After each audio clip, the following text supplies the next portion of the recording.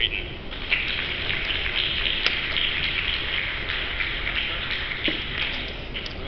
Thanks very much. Great pleasure to be here and be have a drama. Always a pleasure to be anywhere JT is. A couple of years ago in Virginia, one filed a lawsuit against the local county board of commissioners because they were opening all their meetings with Christian prayers. Her attorneys filed a brief in the case asking that she be allowed to file anonymously as Jane Doe. And in many other cases, plaintiffs have been allowed to do so more often when it involves like a teenage student at school than with an adult. The Board of Supervisors in her county is being represented by a group called Liberty Counsel, which is Jerry Falwell's legal wing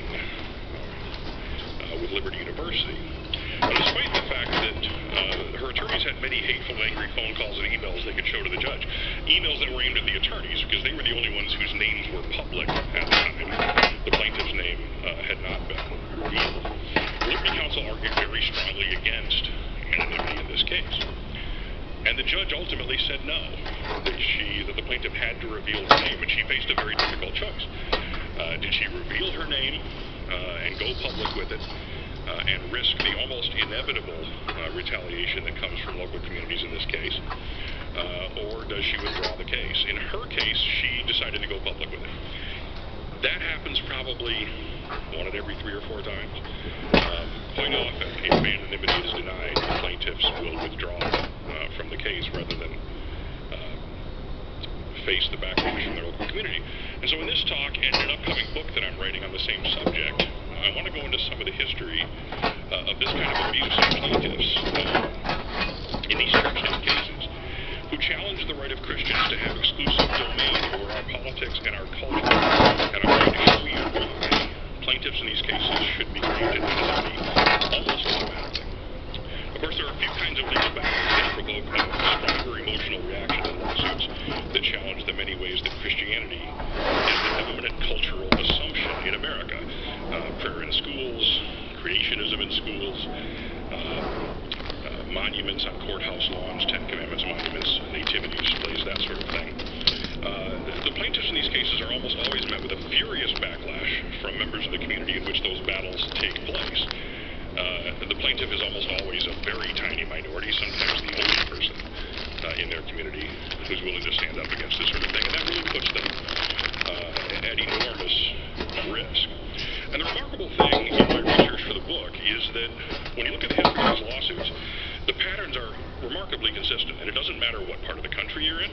You might think that it'd be worse maybe in the Deep South. It's not. Some of these cases have taken place in, well, one that we're going to talk about took place in Rhode Island, which is founded by the man who coined the phrase separation of church and state. It doesn't matter when you're looking at, and I'm going to go in the book back all the way to the 1930s with cases like this, and all the way up to the present day. You get the same exact reaction. Those who challenge Christian privilege are ostracized, bullied, harassed. Often also the victims of vandalism, almost always death threats, and sometimes very serious violence. Children are assaulted, sometimes their parents are too. Homes are burned down, families are chased out of town by the proverbial mob with pitchforks and torches. Before I get to some of the stories of those plaintiffs, I want to give a little history and some background on the legal battles that they fought. Of course, the question of the relationship between church and state was considered such an important one by the men who framed the Constitution that those who wrote the Bill of Rights began the very first amendment by addressing them. Of course, the first clauses of the First Amendment say, Congress shall make no law respecting an establishment of religion or prohibiting the free practice thereof. These are known as the Establishment Clause and the Free Exercise Clause. Like most of the provisions of the Bill of Rights, these operate as restrictions on government action. The government may not establish a religion, nor may it prevent someone from practicing their religion within some fairly narrow exceptions, of course. And though the text says explicitly that Congress shall make no law, those restrictions now apply to state and local governments as well. They were incorporated, that's a legal term of art, by the 14th Amendment, which applies the Bill of Rights to state and local governments, as well as the federal government. Now, the Supreme Court first applied the Establishment Clause to state and local action in 1947 in a case called Everson versus Board of Education, which involved the use of public funds to transport kids to private Catholic schools.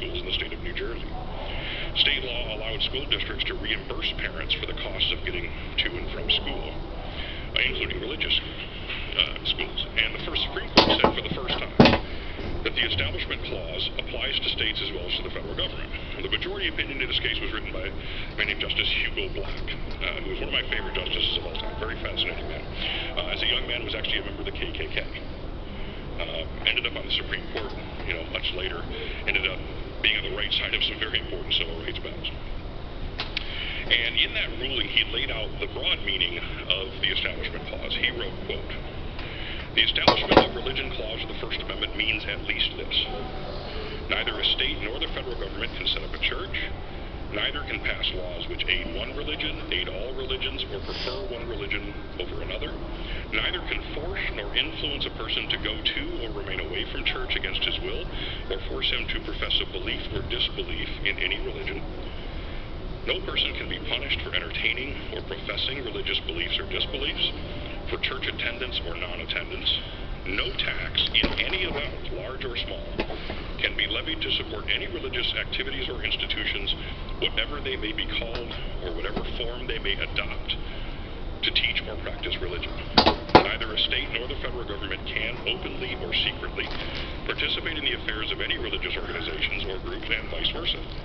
In the words of Jefferson, the clause against establishment of religion by law was intended to erect a wall of separation between church and state."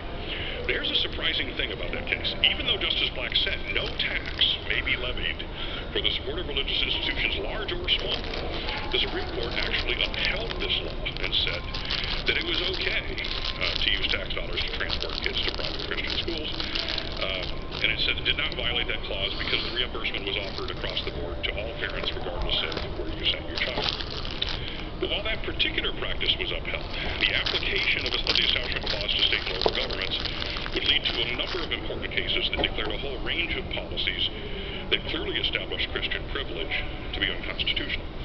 In 1962, a case called Engel versus Vitale, the court ruled that a school could not begin the day by having students recite a government-composed prayer, even if they allowed kids to opt out of having to say them. That decision also written by Justice Hugo Black, by the way. The year after that, 1963, the court ruled in a case called Abington Township versus Shep that the school could not force students to read the Bible.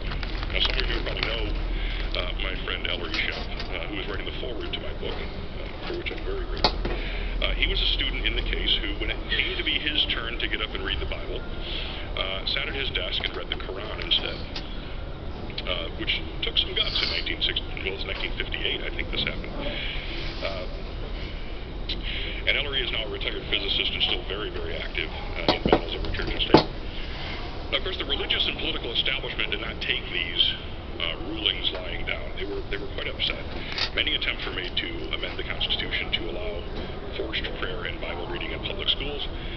Over the next few years, more than 150 resolutions were passed in Congress supporting an amendment that would do exactly that, amendment to the Constitution. To this day, of course, you can still hear the religious right complaining about how they took God out of schools, won't let kids pray in school. But it seems to me that if forcing school children to recite government-composed prayers or read a religion's holy book is not a violation of the First Amendment, it's almost hard to imagine what could possibly be. In 1971, the court ruled in a case called Lemon versus Kurtzman that a state cannot use tax dollars to help pay the salaries of teachers in private religious schools. And that case is famous for the test that it established to determine whether there was an Establishment Clause violation, known as the Lemon test. It's a three-pronged test. In order to be constitutional, a law must first have a secular purpose. It must not have the primary effect of either advancing or inhibiting religion, and it must not result in an excessive entanglement, government entanglement with religion. These are frequently referred to as the purpose prong, the effect prong, and the excessive entanglement prong. Since 1971, the Supreme Court has used the Lemon test to determine when the government has violated the Establishment Clause, but only sometimes. Sometimes they use one of a number of other standards, which has become a real problem for state and local governments in trying to figure out what they can and can't do. And a problem for lower court judges trying to follow the Supreme Court precedents on the subject. In working on my book, I have a good friend, Dan Ray, who teaches constitutional law, and I asked him to give me a quote for the book about this sort of incoherent jurisprudence that the Supreme Court has put together on this. He called those rulings, quote, a messy tangle of rules and standards that are among the most incoherent of the constitutional canon. And he said, quote, this really is a mess of the court's own making, resulting as it has from the court's thinly veiled desire to force the round peg of religion into the public square. For their part, the justices need not concern themselves with it too much, but for the rest of us, who are forced to try and make some sense of it to run schools, businesses, governments, and our daily lives, it's like a never-ending game of constitutional whack-a-mole. In short, they've made a hell of a mess out of this issue. I'm guessing Dan would agree with me on this, right? To give you an example of just how absurd the court's rulings on this can be, in 2004, the very same day, the Supreme Court handed down 2 rulings involving Ten Commandments displays on public property, one in Kentucky, one in Texas. On the same day, they declared that the one in Kentucky was unconstitutional and had to be taken down, and they declared that the one in Texas was constitutional and could be left up. It's a little confusing as to what they're doing here. Now, sometimes the court uses something called the endorsement test, which was proposed by Justice Sandra Day O'Connor in a 1985 case called Lynch versus Donnelly, which involved a nativity scene on courthouse grounds. And O'Connor argued that the key question in such cases was whether the government's actions could be viewed by a reasonable observer as being a government endorsement of a particular religion. And she said that the problem with such endorsements is that they, quote, send a message to non-adherents that they are outsiders, not